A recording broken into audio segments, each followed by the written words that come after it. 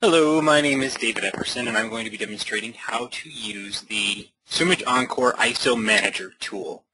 Now, what the Swimage Encore ISO Manager tool allows you to do is build a WinPE ISO that has the os.wim locally on the ISO, which allows you to do local deployments or deployments that are not connected to the internet or Swimage server by a DVD or a thumb drive. You need only burn the ISO to the DVD or copy the information to a thumb drive and boot to the device. So the first thing that we're going to do is open up the ISO Manager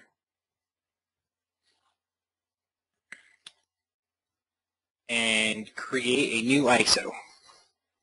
Now the naming standard that I follow is just creating it by the date. However, you may want to follow a different standard to be able to indicate the contents of your DVD.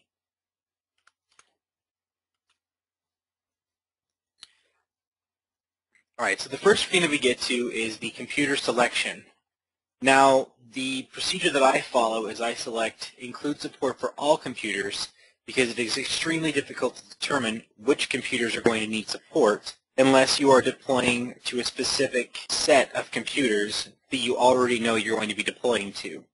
Either way, including support for all computers should not create a security risk because the computer hardware will still need to be approved for deployment.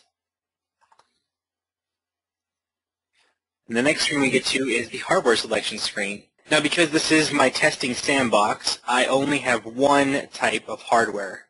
Including the hardware type is going to also include the drivers necessary to deploy a given hardware model. Not just the drivers that you will need for WinPE, but also the drivers that you will need for Windows 7 or Windows XP, depending on the target operating system.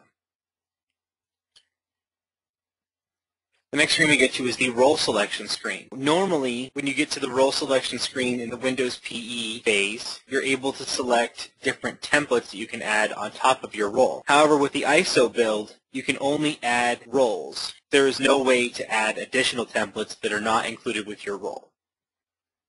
Now what I'm going to do is just add my Windows 7 32-bit role.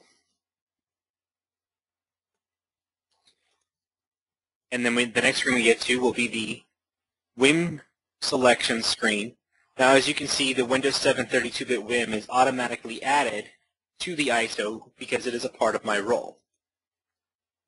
Then we have, by default, my test lab location, but if you wanted to, you could also add the locations for other sites that you may have. This should not negatively affect the size of the DVD or make it substantially larger because the configuration data does not take up a lot of space. The next screen we get to is the organizational unit selection,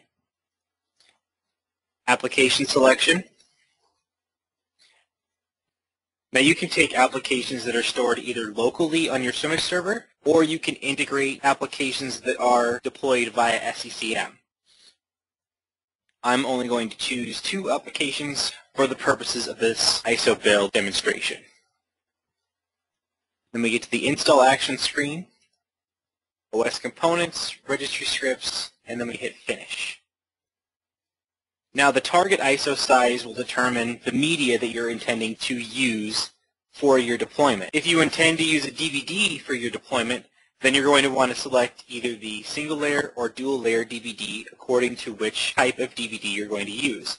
However, with most of our customers who use a thumb drive, you can simply select the custom size for the thumb drive that you are using.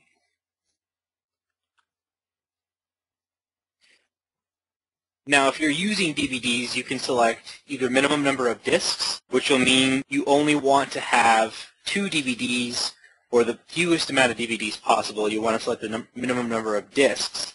However, if you choose the minimum disc swaps, what this allows you to do is Swimage will build the ISO in a manner that may not minimize the number of discs, but it will structure the information on the ISO in a way that does not require you to perform as many disk swaps. And then for the default is CDFS. If you need to use a WIM that is larger than 4 gigs, you'll want to use the UDF. Then we only need to select the output location.